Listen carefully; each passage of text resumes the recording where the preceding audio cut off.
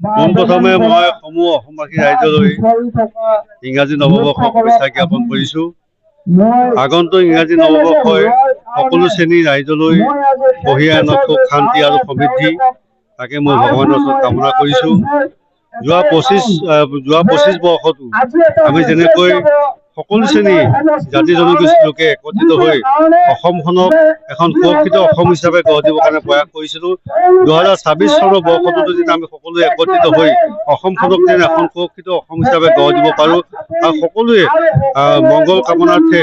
অসমৰ মুখ্যমন্ত্ৰী ডক্টৰ হিমন্ত বিশ্ব শৰ্মা ডাঙৰীয়াই যি কাম কৰি আছে তেখেতৰ লগত যেন আমি সকলোৱে সংগী হিচাপে কাম কৰি যাব পাৰোঁ, তাৰ কাৰণে ভগৱানৰ ওচৰত প্ৰাৰ্থনা বিচাৰিছোঁ।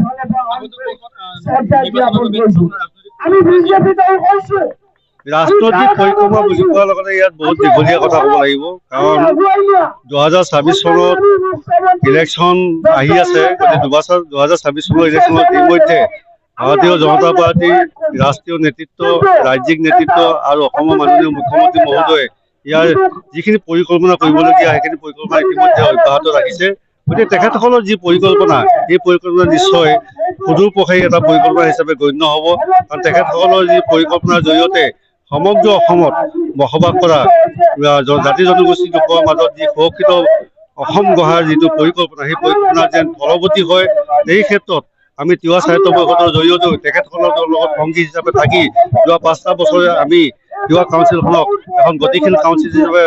আগবঢ়াই নিবৰ কাৰণে প্ৰয়াস কৰিছিলোঁ আৰু অসমৰ মাননীয় মুখ্যমন্ত্ৰী মহোদয়ে এই ক্ষেত্ৰত আমাক পূৰ্ণ সহযোগিতা আগবঢ়াইছে। গতিকে অনাগত দিনতো আমি আশা কৰিম অসমত বসবাস কৰা সমূহ জাতি জনগোষ্ঠীৰ লোকসকলে যেন আমি সকলোৱে একত্ৰিত হৈ অসমখনক যেন এখন সুৰক্ষিত অসম হিচাপে আমি গঢ় দিব পাৰোঁ, তাৰ কাৰণে মই অসমবাসী ৰাইজক মোৰ ফালৰ পৰা আহ্বান থাকিল।